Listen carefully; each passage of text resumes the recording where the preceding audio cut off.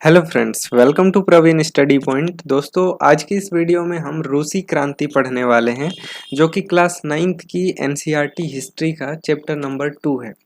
दोस्तों, इसका 3 टॉपिक हमने पहले से पढ़ रखा है, तो वो हमारे चैनल में आपको वीडियोस अवेलेबल है। तो दोस्तों, आज की इस वीडियो में हम टॉपिक नंबर 4 पढ़ेंगे, जिसमें हम जानेंगे कि अक्टूबर के बाद क्या बदला। ठीक है दोस्तों, इससे पहले की घटनाओं को हम पहले ही पढ़ चुके हैं रूसी क्रांति वाले टॉपिक में। हमने ये जान रखा है कि रूसी क्रांति क्या है, ठीक है, किस तरह से रूसी क्रांति शुरुआत हुई, ठीक है, रूसी क्रांति की शुरुआत किस तरह से हुई। उसके बाद हमने ब्लडी संडे की घटना को देखा और साथ ही हमने ये भी देखा कि पेट्रोग्राद में क्रांति किस तरह से हुई। ठीक है, ड्यूमा किस तरह से बना था, ड्यूमा को किस तरह से बर्खास्त किया जाता है और उसके वजह से हम कह सकते हैं कि पेट्रोग्राद में क्रांति होती है। मजदूरों का यूनियन किस तरह से बनता है, इन सभी चीज़ों को हमने पहले के वीडियोस में देखा था। तो अगर आपने वो वीडियोस नहीं देखा तो आप हमारे चैनल में विजिट करके वो वीडियोस देख सकते हैं। तो दोस्तों, आज की इस वीडियो में हम डिस्कस करेंगे कि अक्टूबर के बाद क्या बदला। तो दोस्तों, जैसा कि आपको पता है कि हम अपने सभी वीडियोस में चैप्टर को रीड करते हैं और साथ में जो हार्ड वर्ड्स होते हैं उसको समझते हुए चलते हैं। तो चलिए आज की वीडियो को शुरू करते हैं और देखते हैं कि अक्टूबर में क्या बदला, अक्टूबर के बाद क्या बदला। बोल्शेविक निजी संपत्ति की व्यवस्था के पूरी तरह खिलाफ थे। ठीक है, बोल्शेविक जो थे वो निजी संपत्ति की व्यवस्था के पूरे तरफ खिलाफ थे। ज्यादातर उद्योगों और बैंकों का नवंबर 1917 में ही राष्ट्रीयकरण किया जा चुका था और उनका स्वामित्व और प्रबंधन सरकार के नियंत्रण में आ चुका था। दोस्तों, राष्ट्रीयकरण करने का मतलब क्या होता है कि जो प्राइवेट चीजें होती है उसको राष्ट्र के अंडर में ले लिया जाता है। ठीक है, उसको हम राष्ट्रीयकरण कहते हैं। अब वो राष्ट्र की संपत्ति मानी जाती है, सरकारी हो जाता है इसका मतलब। ठीक है, जमीन को सामाजिक संपत्ति घोषित कर दिया गया और किसानों को सामंतों की जमीनों पर कब्जा करने की खुली छूट दे दी गई। शहरों में बोल्शेविकों ने मकान मालिकों के लिए पर्याप्त हिस्सा छोड़कर उनके बड़े मकानों के छोटे छोटे हिस्से कर दिए, ताकि बेघर बार और जरूरतमंद लोगों को भी रहने के लिए जगह दी जा सके। उन्होंने अभिजात्य वर्ग द्वारा पुरानी पदवी के इस्तेमाल पर रोक लगा दी और परिवर्तन को स्पष्ट रूप से सामने लाने के लिए सेना और सरकारी अफसरों की वर्दियां बदल दी गई। इसके लिए 1918 में एक परिधान प्रतियोगिता आयोजन की गई, जिसमें सोवियत टोपी का चुनाव किया गया। ठीक है, बोल्शेविक पार्टी का नाम बदलकर रूसी कम्युनिस्ट पार्टी रख दिया गया और नवंबर 1917 में बोल्शेविकों ने संविधान सभा के लिए चुनाव कराए, लेकिन इस चुनाव में उन्हें बहुमत नहीं मिल पाया। ठीक है, 1917 में चुनाव कराए जाते हैं लेकिन बोल्शेविकों को बहुमत नहीं मिल पाता है। जनवरी 1918 में असेंबली ने ठीक है, जनवरी 1918 में असेंबली ने बोल्शेविकों के प्रस्तावों को खारिज कर दिया और लेनिन ने असेंबली बर्खास्त कर दी। ठीक है, असेंबली बोल्शेविकों के प्रस्ताव को खारिज कर देता है तो लेनिन क्या करता है कि असेंबली को ही बर्खास्त कर देता है। उनका मत था कि अनिश्चित परिस्थितियों में चुनी गई असेंबली के मुकाबले अखिल रूसी सोवियत कांग्रेस कहीं ज्यादा लोकतांत्रिक संस्था है। ठीक है, मार्च 1918 में अन्य राजनीतिक सहयोगियों की असहमति के बावजूद बोल्शेविकों ने ब्रेस्ट लिटोवस्क में जर्मनी के साथ संधि कर ली। ठीक है, कहाँ पर संधि कर लिया जाता है? ब्रेस्ट लिटोवस्क। ठीक है, लिटोवस्क में संधि कर ली जाती है। किसके साथ की जाती है? तो जर्मनी के साथ। आने वाले सालों में बोल्शेविक पार्टी अखिल रूसी सोवियत कांग्रेस के लिए होने वाले चुनावों में हिस्सा लेने वाली एकमात्र पार्टी रह गई। अखिल रूसी सोवियत कांग्रेस को अब देश की संसद का दर्जा दे दिया गया था और रूस एक दलीय राजनीतिक व्यवस्था वाला देश बन गया था। ट्रेड यूनियनों पर पार्टी का नियंत्रण रहता था और गुप्तचर पुलिस, जिसे चेका के बाद ओजीपीयू और एनकेवीडी का नाम दिया गया, तो वे सब गुप्तचर पुलिस थे। तो गुप्तचर पुलिस बोल्शेविकों की आलोचना करने वालों को दंडित किया करते थे और बहुत सारे युवा लेखक और कलाकार भी पार्टी की तरफ आकर्षित हुए, क्योंकि वह समाजवाद और परिवर्तन के प्रति समर्पित थी। और अक्टूबर 1917 के बाद ऐसे कलाकारों और लेखकों ने कला और वास्तुशिल्प के क्षेत्र में नए प्रयोग शुरू किए। लेकिन पार्टी द्वारा थोपी गई सेंसरशिप के कारण बहुत सारे लोगों का पार्टी से मोह भंग भी होने लगा। ठीक है, पहले पसंद करते थे, अब उस पार्टी को पसंद नहीं करने लगे, तो इसको मोह भंग कहा गया है। ठीक है, अब देखिए यहाँ पर रूस में गृह युद्ध की स्थिति किस तरह से आती है, जो हम पढ़ते हैं गृह युद्ध। ठीक है, आगे देखिए यहाँ गृह युद्ध किस तरह से होता है। जब बोल्शेविकों ने जमीन के पुनर्वितरण का आदेश दिया तो रूसी सेना टूटने लगी। ज्यादातर सिपाही किसान थे और वे भूमि पुनर्वितरण के लिए घर लौटना चाहते थे, इसलिए सेना छोड़कर जाने लगे। गैर बोल्शेविक समाजवादियों, उदारवादियों और राजशाही के समर्थकों ने बोल्शेविक विद्रोह की निंदा की। उनके नेता दक्षिणी रूस में इकट्ठा होकर बोल्शेविकों से लड़ने के लिए टुकड़ियां संगठित करने लगे। अब कौन लोग उस बोल्शेविकों के खिलाफ हो गए, यहाँ पर देखिए ये इंपॉर्टेंट पॉइंट है। गैर बोल्शेविक समाजवादी जो थे, गैर बोल्शेविक उदारवादी जो थे, गैर बोल्शेविक और जो राजशाही के समर्थकों ने, ठीक है, बोल्शेविक विद्रोह की निंदा की। और उनके जो नेता थे वो दक्षिणी रूस में इकट्ठा होकर बोल्शेविकों से लड़ने के लिए टुकड़ियां संगठित करने लगे। ठीक है, अब दो गुट हो गया। ठीक है, तो अब तो युद्ध होना निश्चित है। देखिए 1918 से 1919 में रूसी साम्राज्य के ज्यादातर हिस्सों पर सामाजिक क्रांतिकारियों और जार समर्थकों का नियंत्रण रहा। ठीक है, उन्हें फ्रांसीसी, अमेरिकी, ब्रिटिश और जापानी टुकड़ियों का भी समर्थन मिल रहा था और ये सभी शक्तियां रूस में समाजवाद को फलते फूलते नहीं देखना चाहती थी। आसपास के लोग तो समाजवाद को फलते फूलते नहीं ही देखना चाहेंगे, क्योंकि वहां पे राजतंत्र था। ठीक है, इसलिए ये लोग गैर बोल्शेविक पार्टी को समर्थन करते हैं। इन टुकड़ियों और बोल्शेविकों के बीच चले गृह युद्ध के दौरान लूटमार, डकैती और भूखमरी जैसी समस्याएं बड़े पैमाने पर फैल गई। व्हाइट्स में जो निजी संपत्ति के हिमायती थे, व्हाइट्स मतलब वही गैर बोल्शेविक, ठीक है, जो राजतंत्र के समर्थक थे, तो व्हाइट्स में जो निजी संपत्ति के हिमायती थे, उन्होंने जमीन पर कब्जा करने वाले किसानों के खिलाफ काफी सख्त रवैया अपनाया। उनकी इन हरकतों के कारण गैर बोल्शेविकों के प्रति जन समर्थन और तेजी से घटने लगा। ठीक है, इतना सख्त रवैया उन्होंने अपनाया गैर बोल्शेविकों ने कि उनके साथ जन समर्थन घटने। जनवरी 1920 तक भूतपूर्व रूसी साम्राज्य के ज्यादातर हिस्सों पर, यहाँ पे थोड़ा सा मिस्टेक हो गया तो इसको मिटा लेते हैं। हाँ, तो जनवरी 1920 तक भूतपूर्व रूसी साम्राज्य के ज्यादातर हिस्सों पर बोल्शेविकों का नियंत्रण कायम हो चुका था और उन्हें गैर रूसी राष्ट्रवादियों और मुस्लिम जदीदियों की मदद से यह कामयाबी मिली थी। जहां रूसी उपनिवेशवादी ही बोल्शेविक विचारधारा के अनुयायी बन गए, वहां यह मदद काम नहीं आ सकी। मध्य एशिया स्थित खीवा में बोल्शेविक उपनिवेशकों ने समाजवाद की रक्षा के नाम पर स्थानीय राष्ट्रवादियों का बड़े पैमाने पर कत्लेआम किया। ऐसे हालात में बहुत सारे लोगों को यह समझ में नहीं आ रहा था कि बोल्शेविक सरकार क्या चाहती है।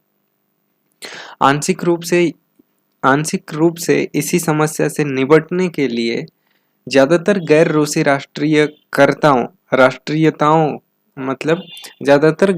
राष्ट्रीयताओं को सोवियत संघ दिसंबर 1922 में रूसी साम्राज्य में से बोल्शेविकों द्वारा स्थापित किया गया राज्य के अंतर्गत राजनीतिक स्वायत्तता दे दी गई। लेकिन क्योंकि बोल्शेविकों ने स्थानीय सरकारों पर कोई अलोकप्रिय और सख्त नीतियां जैसे घुमंतुवाद की रोकथाम की कड़ी कोशिशें थोप दी थी, और इसलिए विभिन्न राष्ट्रीयताओं का विश्वास जीतने के प्रयास आंशिक रूप से ही सफल हो पाए, पूरा प्रयास सफल नहीं हो पाया। नेक्स्ट है समाजवादी समाज का निर्माण। गृह युद्ध के दौरान बोल्शेविकों ने उद्योगों और बैंकों के राष्ट्रीयकरण को जारी रखा। उन्होंने किसानों को उस जमीन पर खेती करने की छूट दी जिसका सामाजिकरण किया जा चुका था। जब्त किए गए खेतों का इस्तेमाल बोल्शेविक यह दिखाने के लिए करते थे कि सामूहिकता क्या होती है। शासन के लिए केंद्रीकृत नियोजन की व्यवस्था लागू की गई। अफसर इस बात से हिसाब लगाते थे कि अर्थव्यवस्था किस तरह से काम कर सकती है। इस आधार पर वे 5 साल के लिए लक्ष्य तैयार कर देते थे और इसी आधार पर उन्होंने पंचवर्षीय योजनाएं बनानी शुरू की। पहली दो योजनाओं 1927 से 32 और 1933 से 38 के दौरान औद्योगिक विकास को बढ़ावा देने के लिए सरकार ने सभी तरह की कीमतें स्थिर कर दी और केंद्रीकृत नियोजन से आर्थिक विकास को काफी गति मिली। औद्योगिक उत्पादन बढ़ने लगा और 1929 से 33 के बीच तेल, कोयले और स्टील के उत्पादन में 100% वृद्धि हुई।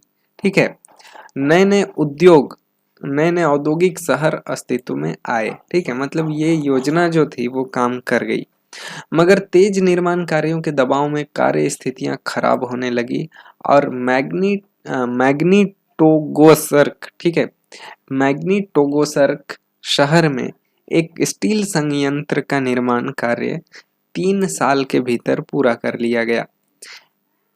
इस दौरान मजदूरों को बड़ी सख्त जिंदगी गुजारनी पड़ी, जिसका नतीजा ये हुआ कि पहले ही साल में 550 बार काम रुका और रिहायशी क्वार्टरों में जाड़ों में शौचालय जाने के लिए 40 डिग्री कम तापमान पर लोग चौथी मंजिल से उतरकर सड़क पार दौड़कर जाते थे। दोस्तों, रूस में आपको बता दें कि रूस एक ऐसा देश है, मतलब रूस एक ऐसी भौगोलिक स्थिति में है अक्षांश देशांतरों पर ज्योग्राफिकल दृष्टिकोण से कि यहाँ पर 60 डिग्री टेम्परेचर का डिफरेंशिएशन होता है, मतलब 60 डिग्री का तापांतर होता है गर्मियों और सर्दियों में। ये पूरी दुनिया में सबसे ज़्यादा तापांतर वाला स्थान है। ठीक है, गर्मियों में और सर्दियों में जो तापमान होता है उसमें लगभग 60 डिग्री का अंतर होता है। ठीक है, इसलिए लगभग -40 डिग्री कम तापमान पर भी लोग चौथी मंजिल से उतरकर सड़क पर दौड़कर जाते थे। तो इस तरह की भी स्थिति आ गई थी। एक विस्तारित शिक्षा व्यवस्था विकसित की गई और फैक्ट्री कामगारों एवं किसानों को विश्वविद्यालयों में दाखिला दिलाने के लिए खास इंतजाम किए गए। ठीक है, महिला कामगारों के बच्चों के लिए फैक्ट्रियों में बालवाड़ियां खोल दी गई और सस्ती स्वास्थ्य सेवा उपलब्ध कराई गई। मजदूरों के लिए आदर्श रिहायशी मकान बनाए गए, लेकिन इन सारी कोशिशों के नतीजे सभी जगह एक जैसे नहीं रहे, क्योंकि सरकारी संसाधन भी तो सीमित थे। ठीक है, नेक्स्ट हम देखेंगे स्टालिनवाद और सामूहिकीकरण। दोस्तों, इस टॉपिक में हम ये जानेंगे कि स्टालिनवाद क्या है। ठीक है, और इसका सामूहिकरण जो है वो क्या था। ठीक है, सामूहिकीकरण यहाँ लिखा है, नियोजित अर्थव्यवस्था का शुरुआती दौर खेती के सामूहिकीकरण से पैदा हुई तबाही से जुड़ा हुआ था। 1927 से 28 के आसपास रूस के शहरों में अनाज का भारी संकट पैदा हो गया था। सरकार ने अनाज की कीमत तय कर दी थी, उससे ज्यादा कीमत पर कोई अनाज बेच नहीं सकता था। ठीक है, लेकिन किसान उस कीमत पर सरकार को अनाज बेचने के लिए तैयार नहीं थे। उससे ज्यादा कीमत पर बेचना है, मतलब उतना कम कीमत पर बेचने के लिए तैयार नहीं थे। लेनिन के बाद पार्टी की कमान संभाल रहे स्टालिन ने स्थिति से निपटने के लिए कड़े कदम उठाए। व्लादिमीर लेनिन जो था बोल्शेविकों का नेता, उसके बाद पार्टी का नेतृत्व कौन संभाल रहा था? स्टालिन संभाल रहा था। स्टालिन कहते हैं अंग्रेजी में, इसको स्टालिन लिखा गया है, देखिए यही है स्टालिन। ठीक है, तो चलिए आगे देखते हैं। उन्हें लगता था कि अमीर किसान और व्यापारी कीमत बढ़ने की उम्मीद में अनाज नहीं बेच रहे हैं और स्थिति पर काबू पाने के लिए सट्टेबाजी पर अंकुश लगाना और व्यापारियों के पास जमा अनाज को जब्त करना जरूरी था। 1928 में पार्टी के सदस्यों ने अनाज उत्पादक इलाकों का दौरा किया और उन्होंने किसानों से जबरन अनाज खरीदा और कुलुकों के ठिकानों पर छापे मारे। ठीक है, रूस में संपन्न किसानों को कुलुक कहा जाता था। ठीक है, कुलुक किसको कहा जाता था? संपन्न किसानों को। यहाँ पर देखिए, कुलुकों कर कुलुकों के ठिकानों पर छापे मारे ये जो स्टालिन के अधिकारी थे वे लोग। देखिए, कुलुक किसको कहा जाता था? तो रूस में संपन्न किसान जो थे उनको कुलुक कहा जाता था। जब इसके बाद भी अनाज की कमी बनी रही तो खेतों में सामूहिकीकरण का फैसला लिया गया और इस फैसले के पक्ष में एक तर्क यह दिया गया कि अनाज की कमी इसलिए है क्योंकि खेत बहुत छोटे छोटे हैं और 1917 के बाद जमीन किसानों को सौंप दी गई थी, इसीलिए खेत छोटे छोटे हैं। अब फलस्वरूप ज्यादातर किसानों के पास छोटे खेत थे जिनका आधुनिकीकरण नहीं किया जा सकता था और आधुनिक खेत विकसित करने और उन पर मशीनों की सहायता से औद्योगिक खेती करने के लिए कुल्लुकों का सफाया करना और किसानों की जमीन छीनना और राज्य नियंत्रित यानी सरकारी नियंत्रण वाले विशालकाय खेत बनाना जरूरी था। ठीक है, इस तरह की चीजें स्टालिन का मानना था। अब इसी के बाद स्टालिन का सामूहिकीकरण कार्यक्रम शुरू हुआ और 1929 से पार्टी ने सभी किसानों को सामूहिक खेतों में काम करने का आदेश जारी किया। ठीक है, ज्यादातर जमीन और साजो सामान सामूहिक खेतों के स्वामित्व में सौंप दिए गए और सभी किसान सामूहिक खेतों पर काम करते थे और कोल खोज के मुनाफे को सभी किसानों के बीच बांट दिया जाता था। कोल खोज किसको बोलेंगे? तो वही सामूहिक खेत को कोल खोज बोला जाता था। यहाँ पर देखिए, सामूहिक खेत कोल खोज। ठीक है, इससे जो मुनाफा होता था उसको किसानों में बांट दिया जाता था। इस फैसले से गुस्साए किसानों ने सरकार का विरोध किया और वे अपने जानवरों को खत्म करने लगे। दूसरा तो कुछ कर नहीं सकते थे, लेकिन उनके पास जानवर था। खेती में जानवरों को बहुत यूज होता था, तो वे अपने जानवरों को खुद ही काटने लगे, खुद ही मारने लगे। ठीक है, 1929 से 1931 के बीच मवेशियों की संख्या में 1/3 कमी आ गई।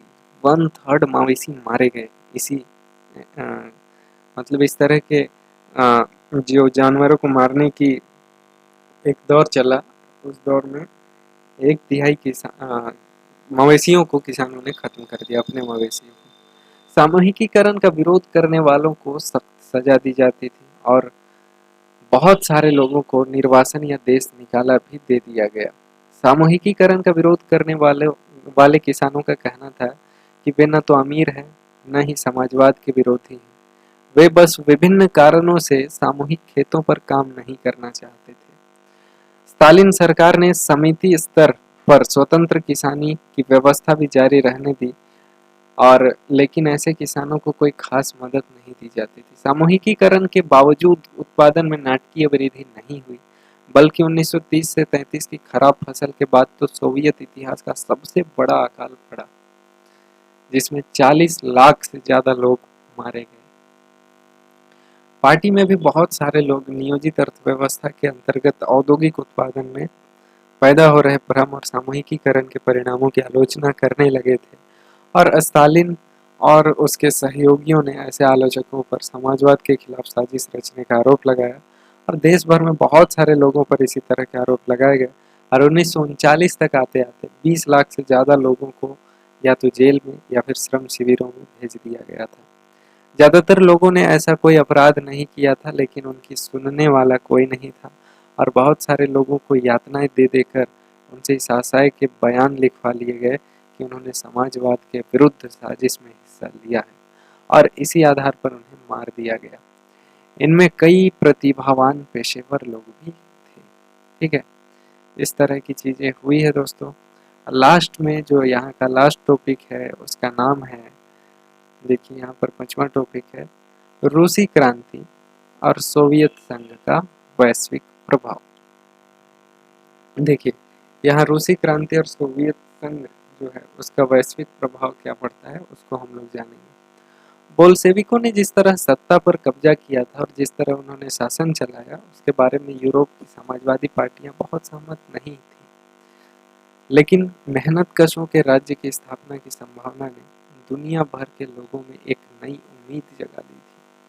बहुत सारे देशों में कम्युनिस्ट पार्टियों का गठन किया गया और जैसे इंग्लैंड में communist party of great Britain की स्थापना की गई। बोल्शेविकों ने उपनिवेशों की जनता को भी उनके रास्ते का अनुसरण करने के लिए प्रोत्साहित किया। सोवियत संघ के अलावा भी बहुत सारे देशों के प्रतिनिधियों ने conference conference of the people of the east 1920 और बोल्शेविकों द्वारा बनाई गई क्या है तो कोमिंटर्न यानी बोल्शेविक समर्थन समाजवादी पार्टियों का अंतर्राष्ट्रीय महासंघ, इसमें हिस्सा लिया। ठीक है, तो बोल्शेविक समर्थन समाजवादी पार्टी का अंतर्राष्ट्रीय महासंघ भी था, जिसका नाम क्या था, कोमिंटर्न था। यहाँ पे आप अंडरलाइन इसको कर सकते हैं, कोमिंटर। ठीक है, तो इसमें बहुतों ने भाग लिया। कुछ विदेशियों को सोवियत संघ की communist university of the workers of the east में शिक्षा दी गई और जब दूसरा विश्व युद्ध शुरू हुआ तब तक सोवियत संघ की वजह से समाजवाद को एक वैश्विक पहचान और हैसियत मिल चुकी थी। लेकिन 50 के दशक तक देश के भीतर भी लोग यह समझने लगे थे कि सोवियत संघ की शासन शैली रूसी क्रांति के आदर्शों के अनुरूप नहीं है। विश्व समाजवादी आंदोलन में भी इस बात को मान लिया गया कि सोवियत संघ में सब कुछ ठीक ठीक नहीं चल रहा है। एक पिछड़ा हुआ देश महाशक्ति बन चुका था और उसके उद्योग और खेती विकसित हो चुके थे और गरीबों को भोजन मिल रहा था, लेकिन वहाँ के नागरिकों को कई तरह की आवश्यक स्वतंत्रता नहीं दी जा रही थी और विकास परियोजनाओं को दमनकारी नीतियों में बदल कर लागू किया जा रहा था। मतलब दमनकारी नीतियों के बल पर लागू किया जा रहा था विकास की नीतियों को भी। ठीक है, 20वीं सदी के अंत तक एक समाजवादी देश के रूप में अंतर्राष्ट्रीय स्तर पर सोवियत संघ की प्रतिष्ठा काफी कम रह गई थी। हालांकि वहाँ के लोग अभी भी समाजवाद के आदर्शों का सम्मान करते थे, लेकिन सभी देशों में समाजवाद के बारे में विविध प्रकार से व्यापक पुनर्विचार किया गया। तो दोस्तों, समाजवाद का जो आदर्श है वो रूसी क्रांति के द्वारा फैला। समाजवाद को भी एक शक्ति के रूप में स्थापित किया जाता है, पूरे के पूरे साम्राज्य में किया जा सकता है। पूरे विश्व ने रूस में इसका एग्जाम्पल देखा। ठीक है, लेकिन पूरे विश्व को ये भी पता था कि रूस में सब कुछ ठीक ठीक नहीं चल रहा है, इसीलिए रूस में जिस तरह से चीजें अप्लाई की जा रही है हमें उसको नहीं अपनाना चाहिए। ठीक है, तो इस तरह की चीजें भी हुई। तो दोस्तों, इस तरह से रूसी साम्राज्य का सारा टॉपिक यहाँ पर खत्म होता है और हमने इस चैप्टर में कई चीज़ों को देखा कि यूरोप में समाजवाद किस तरह से फैला, रूस में समाजवाद किस तरह से फैला और किस तरह से समाजवादी पार्टी ने सत्ता पर अपना नियंत्रण किया और सत्ता पर नियंत्रण करने के बाद एक कम्युनिस्ट विचारधारा की सरकार किस तरह से वहाँ पर शासन चलाया। ठीक है, और किस तरह की नीतियों की शुरुआत की और उसको किस तरह से लागू किया गया, इन सभी चीज़ों को हमने देखा। रूसी साम्राज्य में बोल्शेविकों को यानी कम्युनिस्टों को अपना सरकार बनाने के लिए सरकार पर अपना नियंत्रण स्थापित करने के लिए कौन कौन सी क्रांति करनी पड़ी, किस तरह के आंदोलन करने पड़े, मजदूर यूनियनों की बात हमने यहाँ पर की। ठीक है, तो बहुत सारी चीज़ें हमने यहाँ पर देखी और एक बेसिक हमारा समझ बन गया कि रूसी क्रांति में आखिर क्या हुआ था। ठीक है, तो दोस्तों, आज की इस वीडियो में हम इतना ही रखते हैं। आपको वीडियो अच्छा लगा तो प्लीज़ हमारे वीडियो को लाइक करें, शेयर करें और हमारे चैनल प्रवीण स्टडी पॉइंट को सब्सक्राइब जरूर करें। दोस्तों, इसी तरह के और भी वीडियोस देखने के लिए आप हमारे चैनल में जा सकते हैं और class 8 NCERT, class 7 NCERT, class 6 NCERT history को आप देख सकते हैं, साथ ही क्लास 6 की ज्योग्राफी को भी देख सकते हैं, पॉलिटी को भी देख सकते हैं।